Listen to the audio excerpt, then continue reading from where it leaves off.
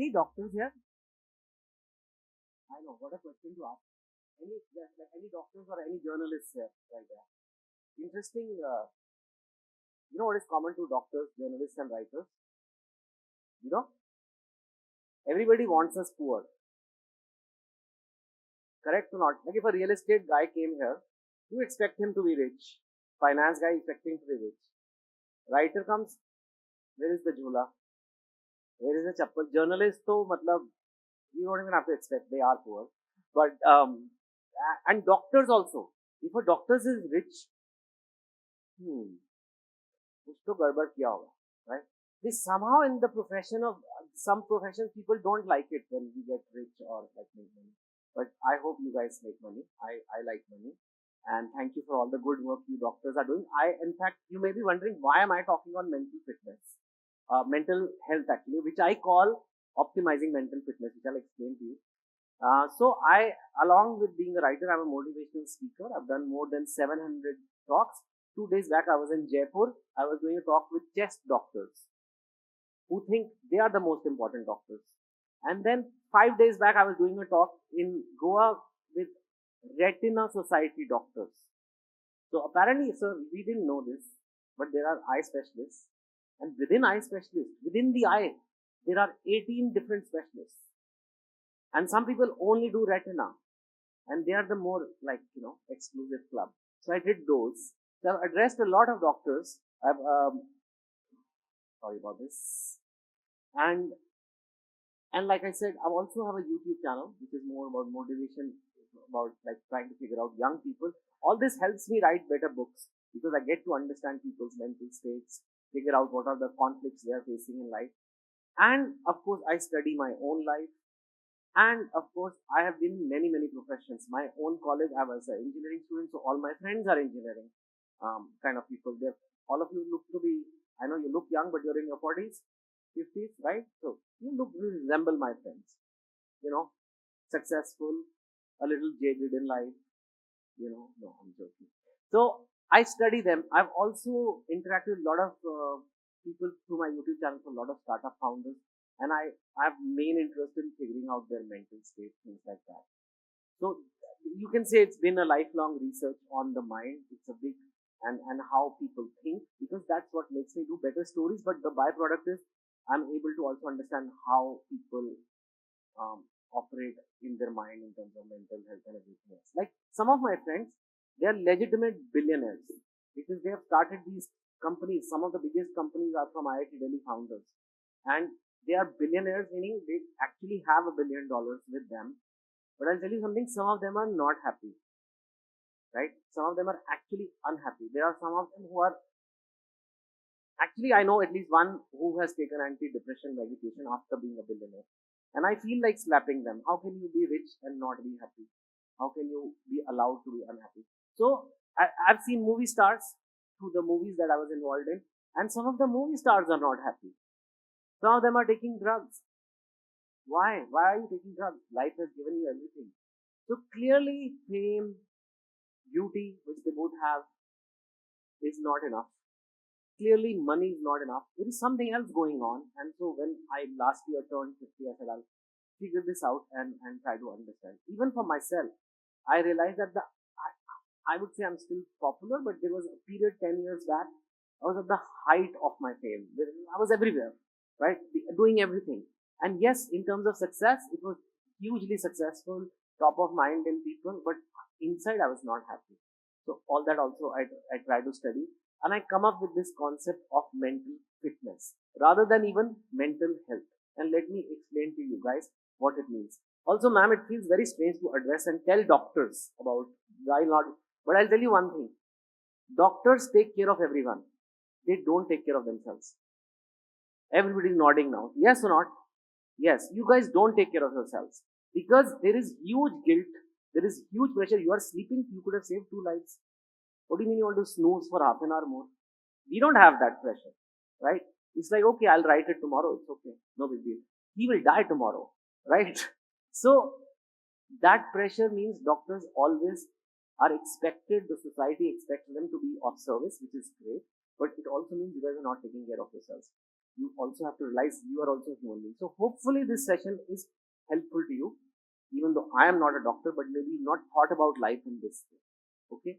So what does optimizing will come to later? What is mental fitness?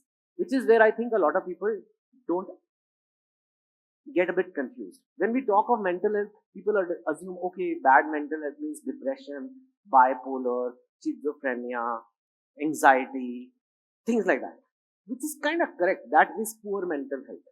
But ignore the mental part. Look at physical health. You may not have a physical ailment, right? Somebody may not be sick, but it could be that they're not very fit. It's possible. They're not sick. They're not diagnosed with anything. They don't have a disease, but they're just not very fit. They can be fitter if they exercise, if they diet, they do things like that, and they will then go in the category of physical fitness, right? They'll be considered as fit people. It's the same thing with mental health. What earlier to 30 years back to India, mein nobody believed there is something called mental health. Mental health mein pagal hai, thappad lagao theek ho jayega, right? That is the Indian way of treating mental health. At least now we have started little bit being sensitive to mental ailments. Little bit we know, okay, there is something called depression, things like that. But you're like, I don't have. So it is not relevant to me. Yeah, we should be sensitive about mental health, but it's not relevant to me. This is where everybody is getting it wrong. Just because you don't have a mental ailment doesn't mean you are mentally fit. It doesn't mean you're in peak mental health. Just as you are not in peak physical health versus being. So the work we do, at least the work I do, I have to create stories. If I'm not in peak mental health, those stories I can still do. They are just not going to be very good. Neither am I going to enjoy writing them. Neither am I going to feel very happy in life, whether I write them. The whole life experience will not be so joyful. Same for you guys. If you're not in peak mental health, you're not going to enjoy being a doctor, and you're not going to be such a good doctor, you're not going to be such a good journalist, or whatever profession you guys are in here, right?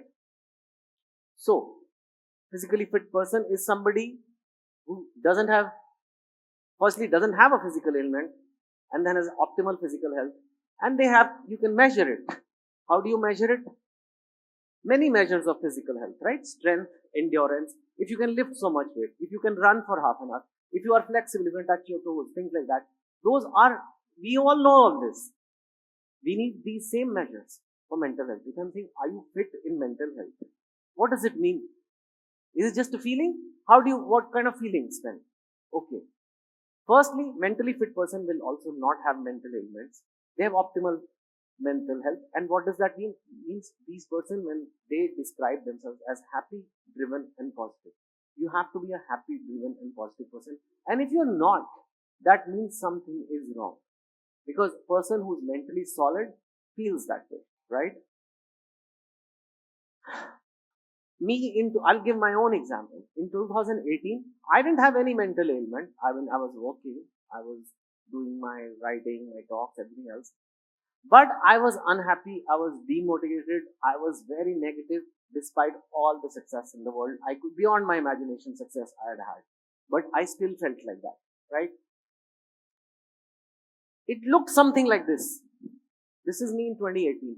One is, you can see the problem in mental thing is the visual photos don't do so much justice. But you can tell, this is more recent. The guy here is not only fitter physically, but looks happier. I don't know if it's in the eyes or it's in something. You can tell, right? And that's a younger guy. Technically, that is more youthful. But you can clearly see that this is a much better person. Same, maybe these photos are 10 years apart. That guy on the left is 10 years younger, but not happy on the inside. It is also showing out on the outside. That's the other thing which I think people don't understand. We say physical health and mental health, that itself in a way is not a very correct way to look at it. You say body and mind. There is no body and mind. It is one only. It's all connected. When we are fetuses, we are clump of cells. Some cells become the brain, some cells become lungs, some cells become the body. It's all connected. Now, more and more science is finding out there are neurons all over our body. Gut neurons, when we say gut, that's important. So if your mental health is not okay, your physical health will not be okay. If your physical health is not okay, your mental health will not be okay. It is because it's just one system. It just happens to be that the most of the thinking happens here. But it's not like other places thinking doesn't happen. It's not like there's no effect on physical health. That's why the guy who's not happy also doesn't look as good, right? There are many mental models, and a lot of it comes from self reflection. Again, I don't have enough time to go through all of these, so I'm not going to go through that. But I want to leave you with something that you can use in your life. How do you make sure that you improve your mental health? Once you've understood the concept, boss, I don't have a problem. I'm not a depressed person, but I'm not feeling full vigor in life. How can you improve? You can follow something called mental fitness protocols. Certain protocols, funnily enough, there is a huge overlap of these protocols with physical health also. Like I said, it's all linked. We are all one. But what are these mental fitness protocols? First of all, ask yourself, how happy are you? Now, it's a very tough question, right? If you ask people at a party, are you happy? It is the simplest question and it's the hardest question, right? How are you? I'm fine. That is nonsense. It doesn't mean anything. That's just like that's like a mic check we do, right? But the real question, how happy are you? Only you can answer. Don't lie to yourself, right? Because it's not going to help. If you're not happy, face your nonsense, face the garbage that is going on in you. What happens to happy people? Who are happy people? They feel three things. Not all at the same time, but these three feelings keep coming to them on a regular basis: peace, contentment, and delight. Peace, contentment, delight. So ask yourself, do I have all these three in my life? If you don't have it, I don't think you're fully happy. You know what is peace, right? Do you know? Anybody married here? You don't have it. No, I'm joking. Peace is when things are calm. When your mind is not agitated. You're enjoying just the moment, right? Contentment is, of course, a sense of satisfaction with where you are in life. It's okay. I'm happy with where I am. I'm not the head of the department. I don't have that car. I don't have that house. But it's fine. I'm good. That's it. Delight is, let's say you're going for a walk on the road and you see a beautiful plant and some amazing roses have grown there. Do you stop and say, wow?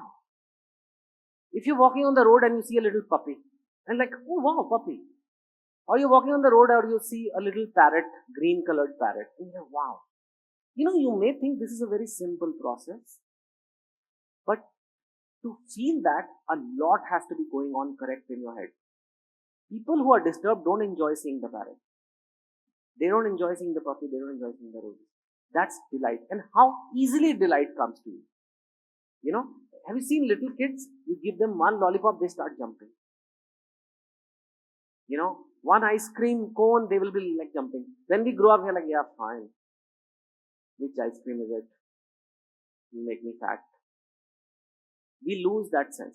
It takes a lot to delight us. It will take a mega promotion. It will take like a new car and that too for like 2 days. Right? But if you can feel delight in very little things, oh wow, the weather turned so nice. The sun is out. Wow. That's like, you have to feel these three. And if you're not feeling these three, you're not in optimal mental health. You are not mentally fit. You may not be mentally sick, but you don't have. So ask yourself, ask your spouse today, do you have all these feelings? You have 2 out of these 3, 1 out of these 3, all 3 out of 3. Amazing. Great. Your doctor, you probably don't have all 3 because there is too much going on. What is the protocol? Well, there are the big 6. These 6 things which I'll tell you are all doable. It is not conceptual. You implement these changes in your life, your mental health will start improving. I will go through them very quickly one by one. But the 6 are sleep, light, movement, nutrition, social connection, and stress control. The last one is the problem with doctors. That's why I'm so confident that you do need work on that. Because every doctor I've met is stressed. Have you ever met a chilled out doctor? Have you? Like, it's okay, man. No, I'm joking, okay, guys. I make fun of whatever conference it is. At tomorrow's mutual funds, you don't even know what I'll do there. Sleep. 7 to 8 hours a day is the average which human beings love. Now, some of people can make do with 6. I don't know. I can't. Some people need 9. Teenagers need 10. But you need sleep. You need it. Even if you're a doctor, you need sleep. Doesn't matter. Every phone needs charging. We need the sleep. Phones can be used while being charged. We cannot. Not so far. Maybe one day AI will come. There'll be chips in our heads and be like, Doctor Saab, aap so bhi aur kaam bhi karo. Abhi nahi ho sakta. Okay. What does it need? Typically, these are things that help sleep. Darkness, right? The room has to be dark. Colder temperature. Aligned to circadian rhythm, which means not too late after sunset. Which means not see bright things after sunset. Which means don't check Instagram in your bed before bed. Or whatever else. Your funny app you like to see. Consistent timings. Sleep at the same time every day. Wake up same time. These things help sleep. You can look it up on the net. How can I sleep better? It's almost a different presentation. First one was sleep.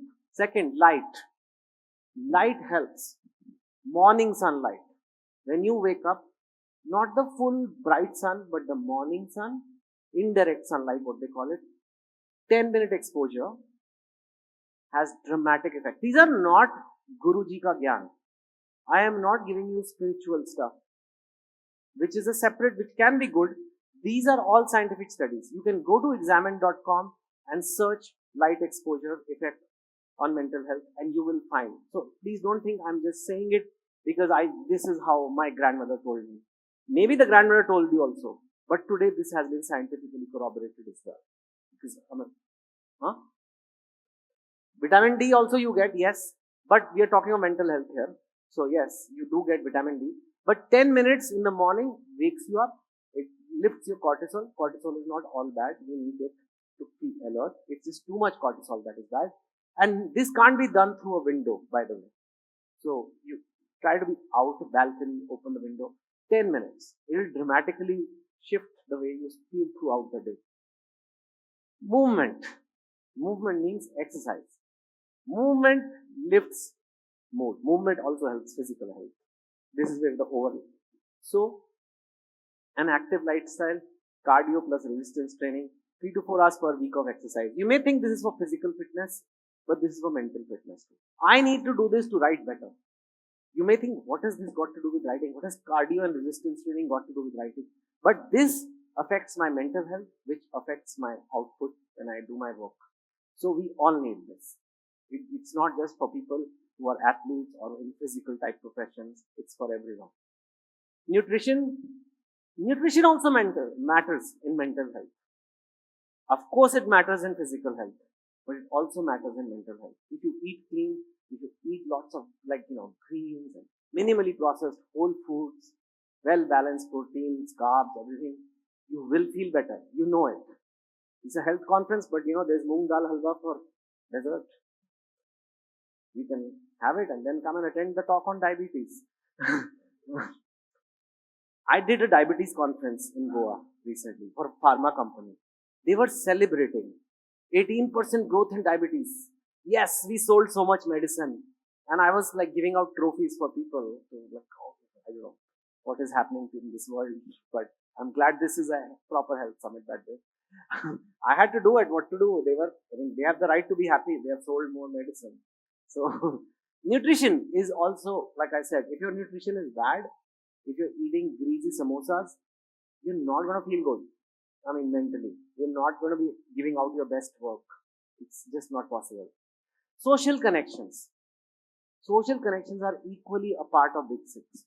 If you think you will be fit, you will eat right, you will sleep properly, you will just do your work and you'll be this focused writer or doctor or surgeon or journalist or whatever you are, it's not enough. Human beings need social connections to be happy. Without social connections, huge mental health issues develop. We don't know fully why this is, but it is. Even when you say hello to the watchman in the morning, that is also a social connection. You saw what happened to people in COVID. They went full mental. You know why? What the because of social connections. You need some distant social connections like the watchman, like the person, your shopkeeper, whatever things like that. You need some friends which are closer. You need closer family. You cannot avoid it.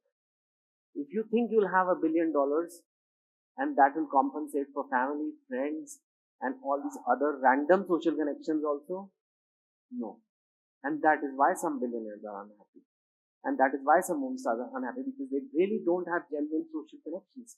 Without this, you're not going to get very far in life. Because we are like that. We came from chimpanzees. They all live in groups. And chimpanzees that are like, if you see, there's a documentary on Netflix called Chimpanzee. The worst punishment they give to a chimpanzee, they throw him out of the group. And then they just die only. So social connections are important. You're not, no matter how smart you are and how strong you are, without this, human beings don't do well.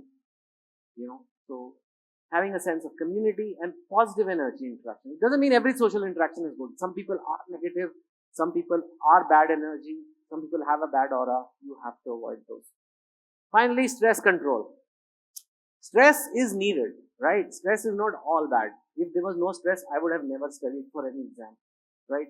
Stress is needed in life. You need some urgency. As I knew today I had a talk here, I woke up, I showered, I wore this suit and came here. If I didn't have that stress, I won't do anything. We need it. And it comes from, that's why cortisol is released to make us alert and focused. The problem is chronic stress. The problem is there is stress without recovery, which is what happens in the medical profession a lot. There is not enough recovery. Be unapologetic about recovery. Don't feel guilty because your body needs it. Otherwise, mental health issues. So you don't want too much stress has to be managed. And of course, there are some things like meditation, cold exposure, like journaling. All these things studies have shown that all these things help with stress reductions as well. Breathing, exercises, all kinds of things are there. You can again, like I said, look it up, but you have to control the stress. That's why I said eliminate. I didn't say eliminate stress. Control the stress, right? These are the big 6. In case you want to take a picture, I don't know, you just remember it. It's pretty simple. Manage these 6 things and watch your life change. You will change physically also, but more importantly, it's the mental thing that will change. And we all deserve it. And nobody's going to come and tell you that do this. Because everybody just wants to, they're just living their life. Nobody's interested in you as much as you are, right? And only you can improve. If you're not feeling okay, then do that. This is applicable not just for you, I guess for all your patients as well, no matter what disease they have. Funnily enough, if sometimes when mental health improves, physical health also improves. Because like I said, everything is not understood. We have not done studies on everything. But typically when the brain works properly, the hormonal regulation works properly, things work properly, sleep works properly, lot of inflammation goes away. We know all this now. So this is worth it even to just fix yourself in other ways. Right? That was it, guys. That's all the time we had today. Thank you so much.